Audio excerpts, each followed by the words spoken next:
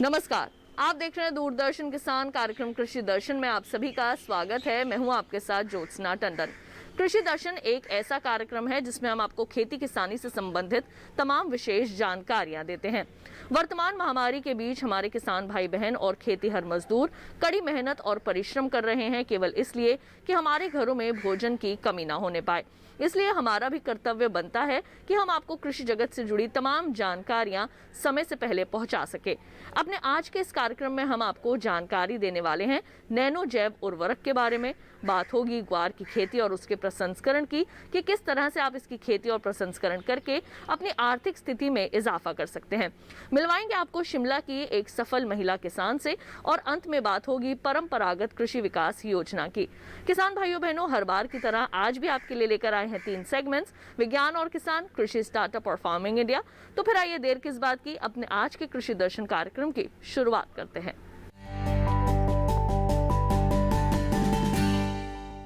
आइए कार्यक्रम में सबसे पहले आपको जानकारी देते हैं हमारे सेगमेंट विज्ञान और किसान की। जैसा कि हम सभी जानते हैं कि उर्वरकों का इस्तेमाल यूं तो खेती में फायदेमंद माना जाता है, लेकिन रासायनिक उर्वरकों का अंधाधुंध इस्तेमाल करके न केवल खेती बल्कि पर्यावरण को भी बेहद नुकसान पहुंच रहा है। तो वहीं दूसरी ओर नैनो उर्वरक पारंपरिक उर्वरकों के संतुलित उपयोग को सुनिश्चित करते हैं। तो आइए आज आपको नैनो जैव उर्वरक के संबंध में दे कुछ खास जानकारियां।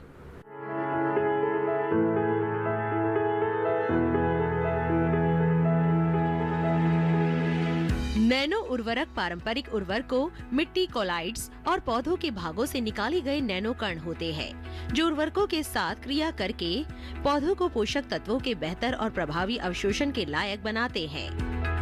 आकार में बहुत छोटे होने की वजह से पोषक तत्वों को बहुत धीरे धीरे मुक्त करते हैं।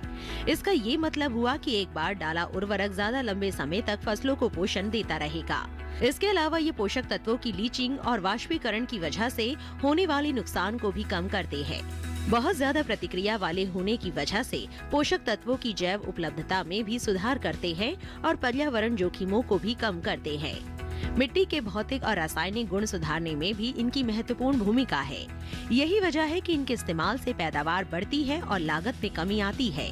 इसके अलावा ये पौधों को मजबूत बनाकर उन्हें गिरने से बचाते हैं। कुछ दिन पहले इफ्को ने दुनिया का पहला नैनो उर्वरक लॉन्च किया था, जिसकी मांग बढ़ने लगी है। भारत में खपत होने वाले कुल नाइट्रोजन उर्वरकों में 82% हिस्सा यूरिया का है। पिछले कुछ साल में इसकी खपत में बहुत ज्यादा बढ़ोतरी हुई है। दूसरी ओर फसलें यूरिया का 30 से 50% नाइट्रोजन ही उपयोग कर पाती है, बाकी नाइट्रोजन बेकार चला जाता है। इसका मतलब ये हुआ कि यूरिया का जरूरत से ज्यादा इस्तेमाल हो रहा है। इस अंधाधुंध उपयोग से नाइट्रस ऑक्साइड नाम की ग्रीन हाउस गैस बनती है, जिससे ग्लोबल वार्मिंग में बढ़ोतरी हो रही है। नैनो यूरिया तरल पर्यावरण हितैषी उच्च पोषक तत्व उपयोग क्षमता वाला एक अनोखा उर्वरक है, जो लंबे समय में प्रदूषण और ग्लोबल वार्मिंग कम करने की दिशा में एक टिकाऊ समाधान हो सकता है। देश भर की 11,000 से ज्यादा जगहों और 40 से ज्यादा फसलों पर कराए गए परीक्षण से ये साबित हुआ है कि नैनो यूरिया न सिर्फ फसल उत्पादकता को बढ़ाता है, बल्कि सामान्य यूरिया की जरूरत को 50% तक कम कर सकता है। यही नहीं, नैनो यूरिया के उपयोग से उपज, बायोमास, मृदा स्वास्थ्य और उपज की पोषण गुणवत्ता में भी सुधार होता है। सरकार 2023 तक 32 करोड़ बोतल नैनो यूरिया तैयार करने का इरादा रखती है, जो 1 करोड़ 37 लाख टन यूरिया की जगह लेगा। कमाल की बात तो ये है कि नैनो यूरिया की 500 मिलीलीटर की बोतल पारंपरिक यूरिया के एक बैग के बराबर काम करती है। तो अभी आपने नैनो जैव उर्वरक के संबंध में ली कुछ खास जानकारियां। आइए कार्यक्रम कृषि दर्शन में बढ़ते हैं आगे। जैसे कि हम सभी जानते हैं कि हमारे देश की खेती मौसम पर आधारित है। जिन स्थानों के पास बांध या नहर की व्यवस्था होती है, वहां किसान आसानी से खेती कर लेते हैं, लेकिन जहां पानी की कमी होती है, वहां कई तरह की कठिनाइयों का सामना करना पड़ता है। ऐसे में इन स्थानों पर ऐसी फसलों का चयन करना चाहिए जहां पर आसानी से फसलें उग सकें और उनको पानी की कम जरूरत हो। ऐसी ही एक फसल है ग्वार की, जिसका चयन करके न केवल किसान अच्छी आमदनी हासिल कर सकते हैं, बल्कि उसका प्रसंस्करण करके अपनी आमदनी में इजाफा भी कर सकते हैं। तो आइए आज आपको जानकारी देते हैं ग्वार की खेती और उसके प्रसंस्करण के बारे में।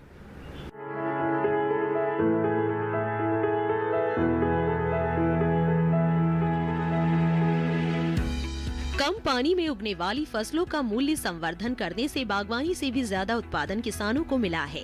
मिसाल के तौर पर ग्वार की फसल द्वारा ग्वार से ग्वार गम उत्पादन शुरू हुआ। इससे किसानों के भाग्य बदल गए, उनकी आय बढ़ी। आज राजस्थान में बड़े पैमाने पर चलने वाला ग्वार गम का उद्योग किसानों के लिए एक वरदान सिद्ध हुआ है। भारत में ग्वार बीज का कुल उत्पादन का 70% भाग राजस्थान में होता है और 11% भाग हरियाणा में किया जाता है। मगर राजस्थान की अपेक्षा हरियाणा में प्रति हेक्टेयर पैदावार अधिकतम होती है। ग्वार बीज के पैदावार में भारत का प्रथम स्थान है। ग्वार की खेती हमारे देश में 195 मिलियन हेक्टेयर भूमि में की जाती है। इसमें 63% क्षेत्र में मौसम पर निर्भर रहकर खेती की जाती है और बस 37% क्षेत्र में ही सिंचाई की व्यवस्था है। ग्वार गम फली के तत्व से लिया जाता है जो खाद्य और जल को संग्रह करने का कार्य करता है। ग्वार गम लेग्यूम पौधा सियामोप्टिस टेट्रागोनोलोबा के बीज के एंडोस्पर्म में से आता है। अच्छे बीजों के चुनाव से अच्छा गम प्राप्त होता है। ग्वार प्रसंस्करण की बात करें तो ग्वार के बीजों को मंडी या किसानों द्वारा खरीदा जाता है। उसे फिर फैक्ट्री में लाया जाता है। बीजों की भली भांति सफाई की जाती है। चक्कियों में ग्वार के बीजों को डाल दिया जाता है जिससे बीज के 2 हिस्से हो जाते हैं। रोस्टरों में बीजों को गर्म किया जाता है जिससे बीजों का छिलका आसानी से निकल जाता है और उसे दाल की शक्ल मिल जाती है। ग्वार मिल में दाल और चूरी को अलग अलग टैंकों में स्टोर किया जाता है। इसके बाद पैकिंग हाउस में इसकी पैकिंग की जाती है। सबसे पहले ग्वार की दाल को साफ कर लिया जाता है। कंकड़, पत्थर अथवा लोहे के टुकड़े आदि को बिन कर अलग कर लिया जाता है। साफ की गई ग्वार की दाल को मिक्सर में डालकर पानी के साथ प्रक्रिया की जाती है। इससे दाल नरम हो जाती है। इस नरम दाल को फ्लेकिंग मशीन में डाला जाता है जिससे फ्लेक्स का निर्माण होता है। फ्लेक्स को ग्राइंडिंग मशीन में डालकर पाउडर बना लिया जाता है। इस पाउडर को गर्म हवा देकर सुखाया जाता है। पाउडर सूखने के बाद इसे अलग अलग छन्नों से छाना जाता है। इसे विभिन्न स्टोरेज टैंकों में जमा कर लिया जाता है और इस पाउडर की पैकिंग कर ली जाती है। भारत विश्व में ग्वार गम का प्रमुख निर्यातक है। ये बड़ी संख्या में देशों को ग्वार उत्पादों के विभिन्न रूपों का निर्यात करता है। ग्वार गम का अंतर्राष्ट्रीय बाजार है। वर्तमान में कई कंपनियां ग्वार के बीजों का प्रसंस्करण कर इसके उत्पाद बना रही है, जिसमें उन्हें कामयाबी भी मिल रही है। ऐसे में अगर किसान ग्वार की उन्नत खेती करे तो अच्छी आमदनी हासिल हो सकती है।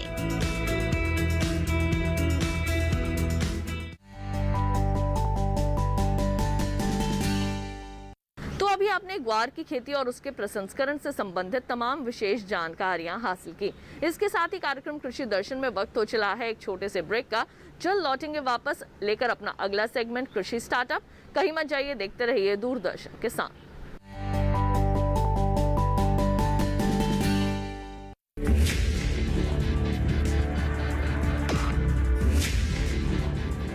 भोजन, जल और शुद्ध वातावरण हमारे जीवन का मुख्य आधार है और कृषि इसका मूल स्तंभ।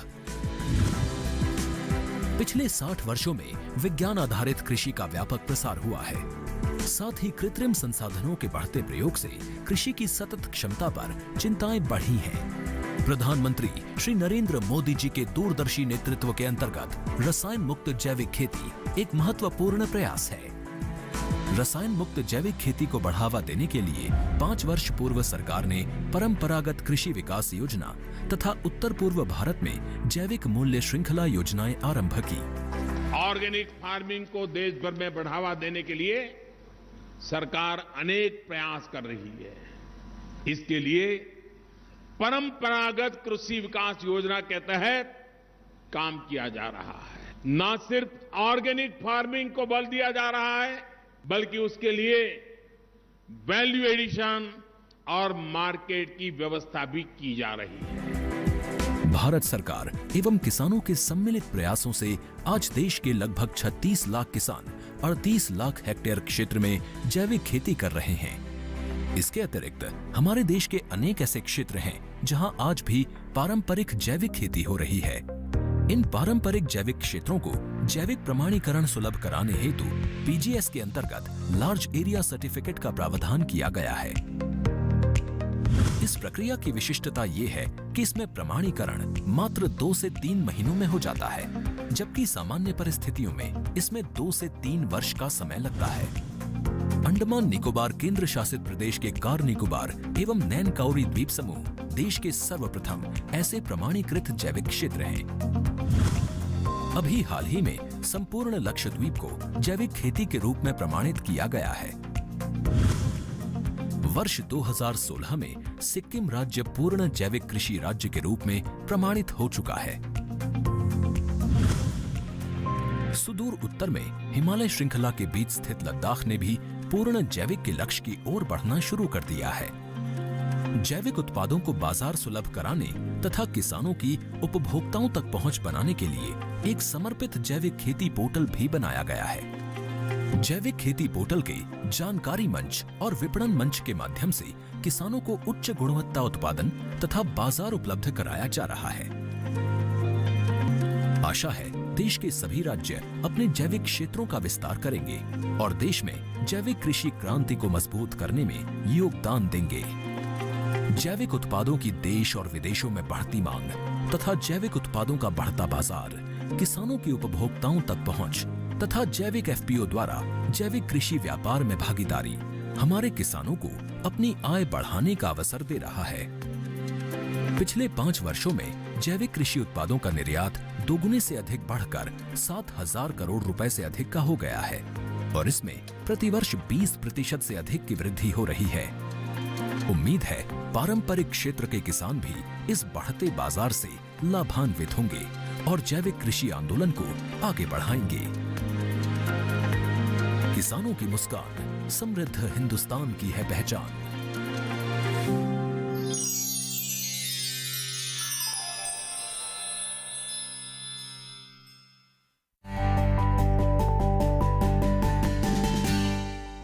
ब्रेक के बाद एक बार फिर आप सभी का स्वागत है कार्यक्रम कृषि दर्शन में। आइए कार्यक्रम में बढ़ते हैं आगे और अब देखते हैं सेगमेंट कृषि स्टार्टअप।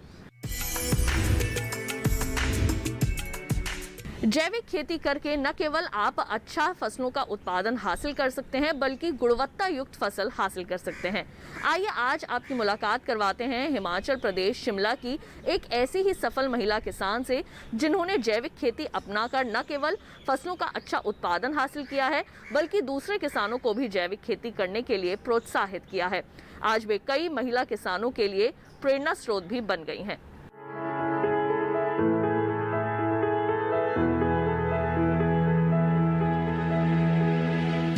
कांता देष्टा गांव सामला शिमला हिमाचल प्रदेश की रहने वाली एक सफल किसान है। हिमाचल की खूबसूरती को अपनी खेती से और भी मोहक बना रही है कांता देष्टा। एक किसान की बेटी होने के कारण खेती उनके आदतों में शुमार है। वे अपने खेतों में दिन रात मेहनत करती हैं। सेब, अंगूर, अनार, नाशपाती और ढेरों सब्जियां उगाती हैं। शादी के बाद भी कांता अपने ससुराल में खेती का काम करती है। वे अपने पिता के घर भी गाय का दूध निकालती थी और आज भी वे ऐसा ही कर रही है। पशुओं के प्रति उनका प्रेम जरा भी कम नहीं हुआ है। पारिवारिक जीवन के साथ साथ वे अपने शौक खेती के बीच संतुलन बनाए रखती है। यही कारण था कि कृषि के क्षेत्र में महत्वपूर्ण प्रशिक्षण लेने में इनके पति के साथ साथ इनके परिवार के सभी सदस्यों ने इनका भरपूर साथ दिया और कांता को कृषि के क्षेत्र में आगे बढ़ने की कामना भी की। वो महिला समूहों के साथ बाहर जाने लगी और नई नई चीजें सीखने लगी और सोलन जाकर वहाँ लिए गए प्रशिक्षण ने उनको जीवन की सही दिशा दे दी। अपने प्रशिक्षण कार्यक्रमों के जरिए कांता देष्टा ने ये जान लिया था कि फलों और सब्जियों पर हो रहे अंधाधुंध रसायनों के इस्तेमाल ने उपज की गुणवत्ता को पूरी तरह से नष्ट कर देता है। इतना ही नहीं, जमीन को उपजाऊ क्षमता भी कम हो जाती है। ऐसे में इन्होंने पूरी तरह से जैविक खेती को अपना लिया। कांता देष्टा ने अपने खेतों में केचुए की खाद बनाने की इकाई लगा ली। वे अपने खेतों में इसी खाद का इस्तेमाल करने लगी। साथ ही इस खाद की महत्ता को वो अन्य किसानों को बता उन्हें भी इसे अपनाने के लिए प्रेरित करती है। जैविक खेती ने उनके जीवन को दिशा दे दी। वे जैविक खेती कर अधिक से अधिक उपज हासिल कर रही हैं, जिससे उनकी आय भी बढ़ गई है। वे अपने गांव में जैविक खेती को बढ़ावा दे रही है ताकि अन्य किसानों को भी अधिक से अधिक लाभ मिल सके। उनके इन्हीं प्रयासों से अब गांव के किसान बाजार से खाद नहीं खरीदते बल्कि अपने ही खेत में बने केचुआ खाद का इस्तेमाल करते हैं। कांता देष्टा की तरक्की में जिन अधिकारियों ने उन्हें सहयोग दिया, उनका मार्गदर्शन किया, आज उन्हें कांता देष्टा के कामों पर फक्र है। जैविक खेती को शिमला जिले में लोकप्रिय बनाने में कांता देष्टा की भूमिका अहम रही है और यही वजह है कि उन्हें अनेक पुरस्कारों से भी सम्मानित किया गया है। 2008 में कृषि विभाग हिमाचल प्रदेश द्वारा उत्कृष्ट कृषक पुरस्कार से नवाजा गया है।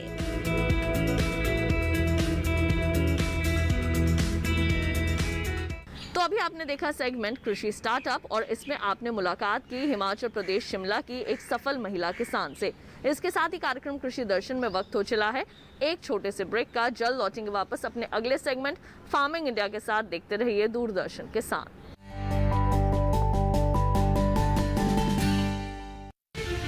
अन्नदाता किसानों की खुशहाली और उनकी आय में बढ़ोतरी के लिए भारत सरकार लगातार प्रयासरत है। माननीय प्रधानमंत्री श्री नरेंद्र मोदी जी के दूरदर्शी नेतृत्व में पिछले 7 वर्षों में खेती को आधुनिक और किसानों को आत्मनिर्भर बनाने के लिए कई निर्णय लिए गए हैं। छोटा किसान बने देश की शान, ये हमारा सपना है। देश के 80% से ज्यादा किसान ऐसे हैं जिनके पास 2 हेक्टेयर से भी कम जमीन है। अब देश में इन्हीं छोटे किसानों को ध्यान में रखते हुए कृषि सुधार किए जा रहे हैं, निर्णय लिए जा रहे हैं। प्रधानमंत्री किसान सम्मान निधि योजना की शुरुआत 24 फरवरी 2019 को माननीय प्रधानमंत्री श्री नरेंद्र मोदी जी के द्वारा की गई थी। पीएम किसान योजना का पूरा खर्च भारत सरकार वहन करती है। इसके तहत लाभार्थी किसानों को हर साल 6,000 रुपए की सम्मान राशि 2,000 रुपए की 3 समान किस्तों में सीधे उनके बैंक खातों में हस्तांतरित की जाती है। अब तक 11 करोड़ से भी अधिक लाभार्थी किसानों के बैंक खातों में 1,58,000 करोड़ रुपए से अधिक की राशि सीधे ट्रांसफर की जा चुकी है। किस्तों की जानकारी किसानों को एसएमएस के माध्यम से दी जाती है। இப்போ நேரா நாங்க வந்து பேங்க்குக்கு ஆக்சுவல் போகும்போது அந்த பணத்தை நாங்க வித்ரா பண்ணிட்டு வந்து நாங்க விவசாயம் பண்ணிக்கிறோம்।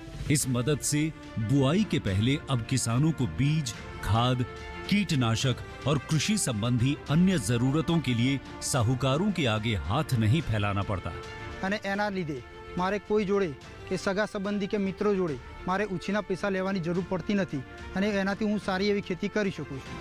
इस योजना से मिले लाभ तथा आवेदन की स्थिति देखने के लिए पीएम किसान पोर्टल लॉन्च किया गया है।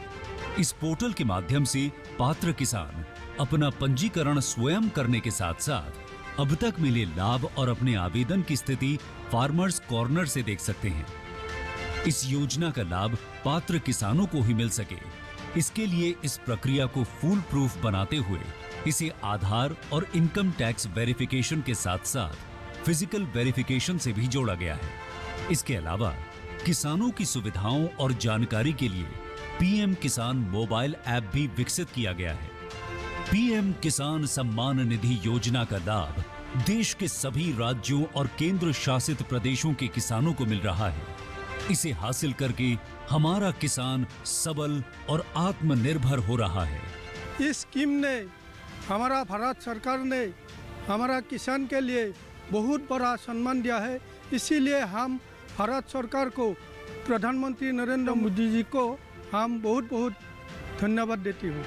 आत्मनिर्भर भारत की पहचान प्रगतिशील और समर्थ किसान।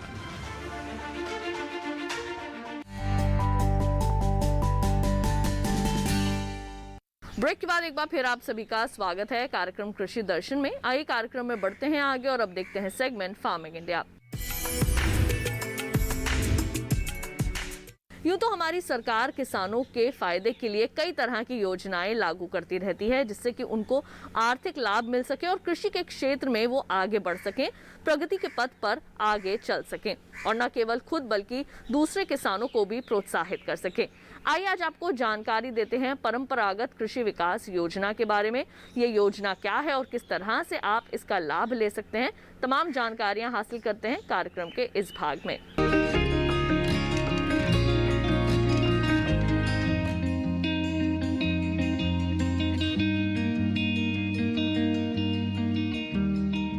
बढ़ती खाद्य मांग की पूर्ति करने के लिए किसानों ने फसल उत्पादन में रासायनिक खाद का इस्तेमाल शुरू कर दिया।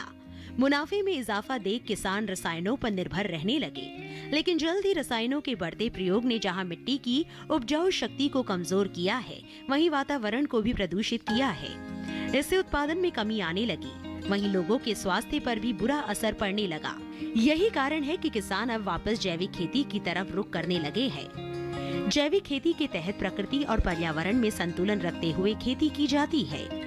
इसे बढ़ावा देने के लिए भारत सरकार 2015-16 से परंपरागत कृषि विकास योजना शुरू की। ये योजना वास्तव में जैविक खेती के लिए जागरूकता लाने का काम कर रही है। ये ऐसी योजना है जो फसल की पैदावार से लेकर उसकी मार्केटिंग तक हर पहलू पर नजर रखती है। जैविक किसानों को प्रोत्साहित करने के लिए प्रसंस्करण, पैकिंग, विपणन सहित कटाई के बाद प्रबंधन सहायता को इस योजना का अभिन्न अंग बनाया गया है। इसमें किसानों को 50,000 रुपए प्रति हेक्टेयर वित्तीय सहायता दी जाती है। ये सहायता 3 साल के लिए दी जाती है, जिसमें से 31,000 रुपए यानी 62% इनपुट सीधे डीबीटी के माध्यम से दिया जाता है।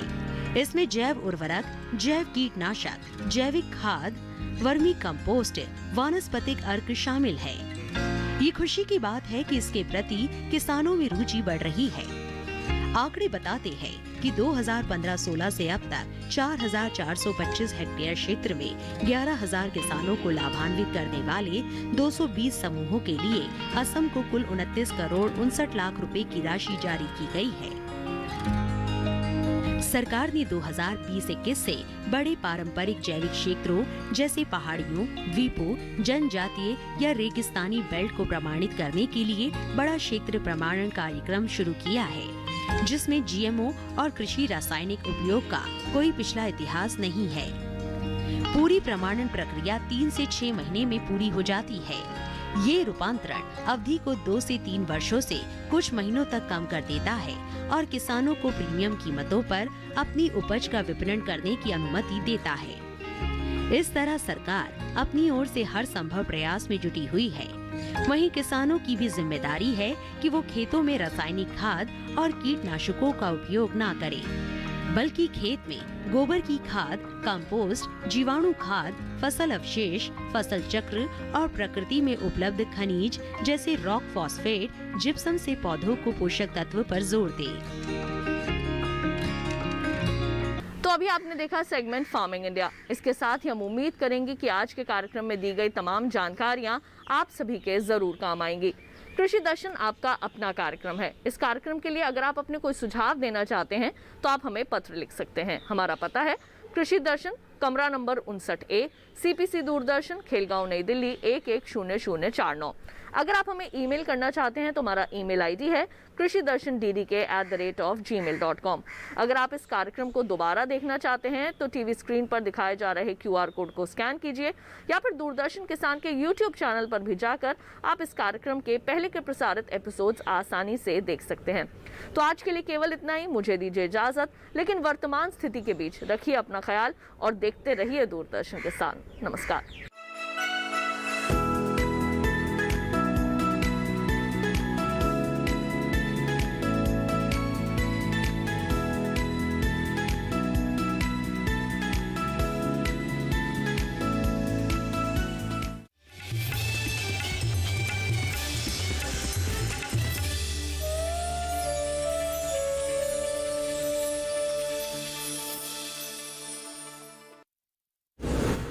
आज हमारे साथ मौजूद है एस ज्योतिमणि जी, जो करूर तमिलनाडु से लोकसभा सांसद हैं। ज्योति जी, आपके बचपन के बारे में बताएं। My childhood was full of happiness. That's just because of my mother. She never tells me I am a girl child, I should not do this, I should do this. So those kind of ceremonies never was at my home. So I am a very independent child. I love to play, I love to climb trees. Yeah. So I love to go around the forest alone. So I love to play with my friends. I also like to read a lot. देखिए मेरे साथ नेत्री, महिला सांसद और उनकी कहानियां सिर्फ डीडी किसान पर।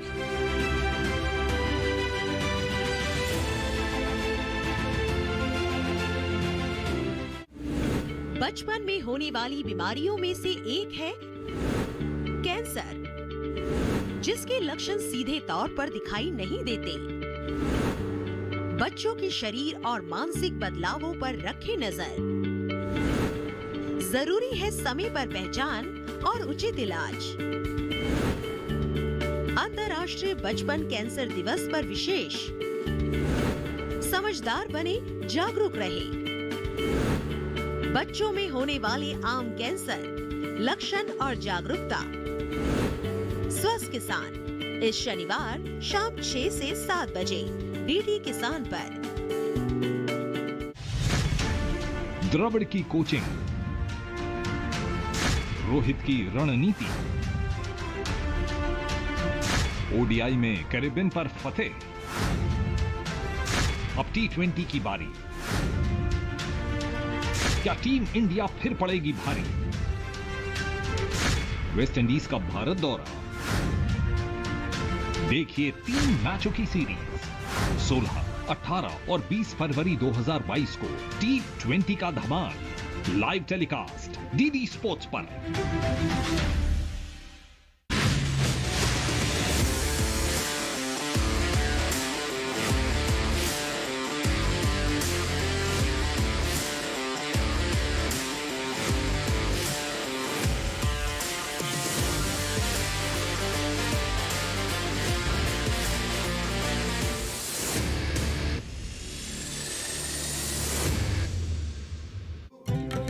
क्या सोचते हैं वो जिन्हें चुना आपने? जो आपके हित में है उसे जाना आपने? पूछेंगे हर वो सवाल जो रखता है आपसे सरोकार। बताएंगे आपको आखिर क्या है आपके अधिकार। हर सवाल, हर उलझन को सुलझाएंगे हम विशेषज्ञों के संग। दूरदर्शन किसान के खास कार्यक्रम विचार विमर्श, शुक्रवार रात 10 बजे।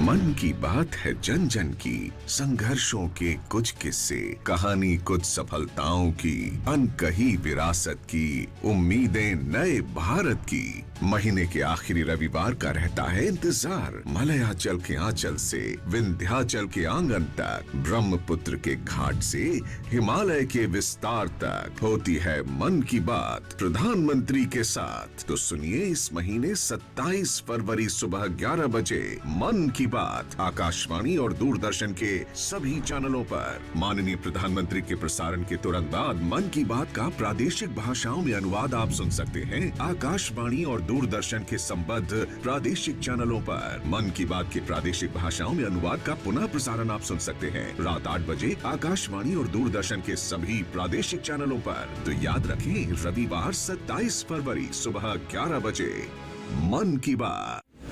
जब महिला सक्षम रूप से राजनीति में आती है, वो चैलेंजेस क्या होते हैं?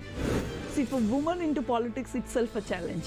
Yes. Because we are in a society where actually politics is perceived to be a male domain. It is. And then even you get into politics, you should have some background. Either you should have a financial background, or you should have a political background, or you should know somebody in politics. Yes. So I have none of this. देखिए मेरे साथ नेत्री, महिला सांसद और उनकी कहानियां सिर्फ डीडी किसान पर।